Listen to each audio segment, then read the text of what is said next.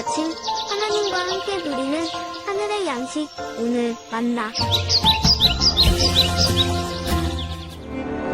하나님이 세상을 이처럼 사랑하사 독생자를 주셨으니 이는 그를 믿는 자마다 멸망하지 않고 영생을 얻게 하려 하심이라.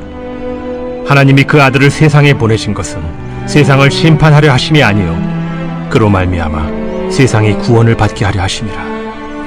그를 믿는 자는 심판을 받지 아니하는 것이요 믿지 아니하는 자는 하나님의 독생자의 이름을 믿지 아니하므로 벌써 심판을 받은 것이니라. 그 정죄는 이것이니 곧 빛이 세상에 왔으되 사람들이 자기 행위가 악함으로 빛보다 어두움을 더 사랑한 것이니라.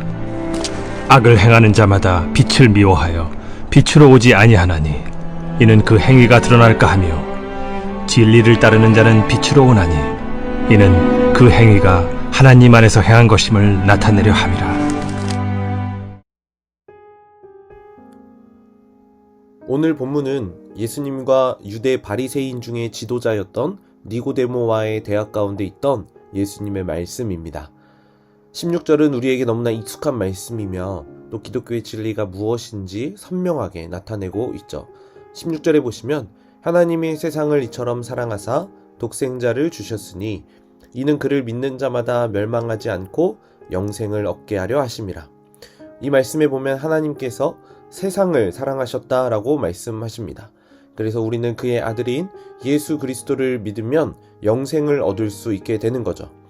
그런데 오늘 본문에서 우리의 마음을 다소 불편하게 하는 단어가 하나 있습니다. 그것은 바로 세상입니다.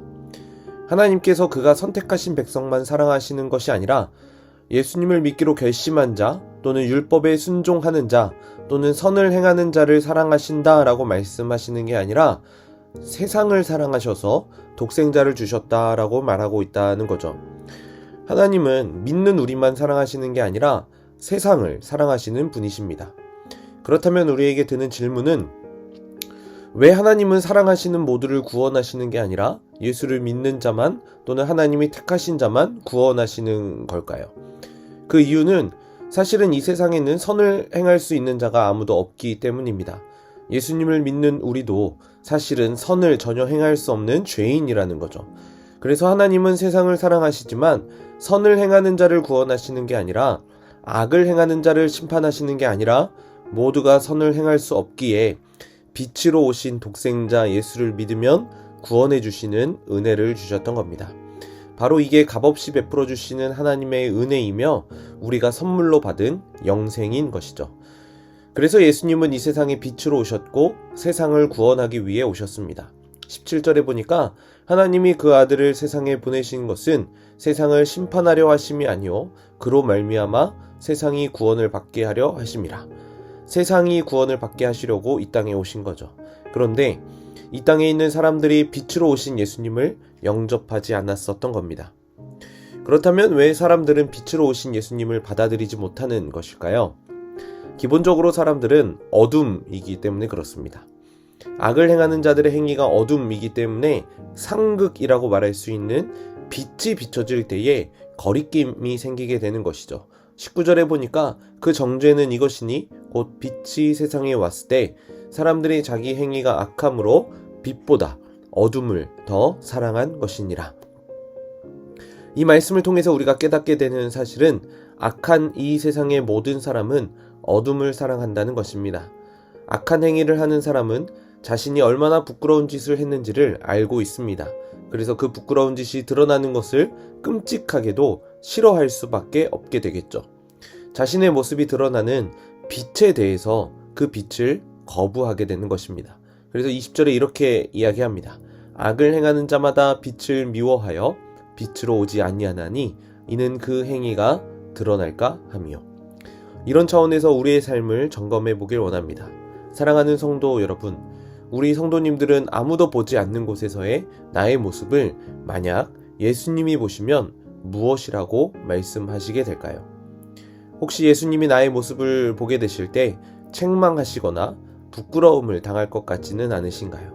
만약 그런 모습이 우리에게도 있다면 우리는 여전히 어둠에 거하고 있는 것이고 빛을 외면하고 있다는 겁니다. 그래서 우리는 더욱더 빛 가운데로 나와야 합니다.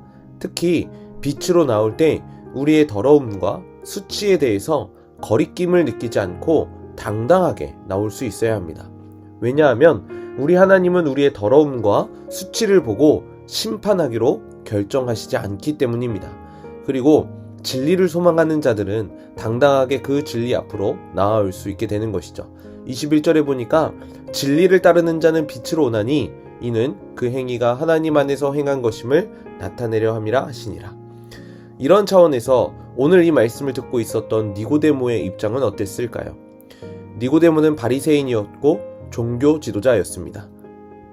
많은 사람들에게 말씀을 전하고 삶을 통해 모범을 보이는 위치에 있었을 것입니다. 그런데 오늘 본문에서 예수님은 이러한 니고데모에게 여전히 어둠에 있다고 말씀하고 있다라는 거죠. 왜냐하면 독생자이신 예수님을 믿지 않으면 여전히 어둠이기 때문입니다. 종교적인 열심이 있더라도 그 열심이 예수님 안에서 시작된 것이 아니라면 그것은 어둠이라는 거죠.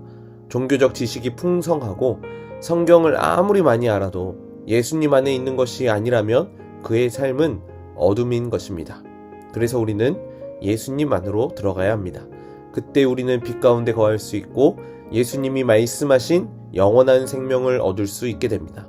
우리에게는 선한 것이 전혀 없지만 그런 우리의 더러운 모습을 보시지 않고 빛으로 오신 예수님을 통해 우리를 보고 계시는 이러한 하나님의 특별하신 은혜를 고백할 수 있는 성남제일의 모든 성도님들 되시길 소망합니다. 특히 오늘은 주일인데 오늘 드리는 이 주일 예배가 그러한 소망을 발견하고 예수님만이 유일한 빛, 생명의 빛 되심을 발견하고 그 안에서 예배하며 주님 주시는 풍성한 은혜를 경험할 수 있길 주님의 이름으로 간절히 축복합니다.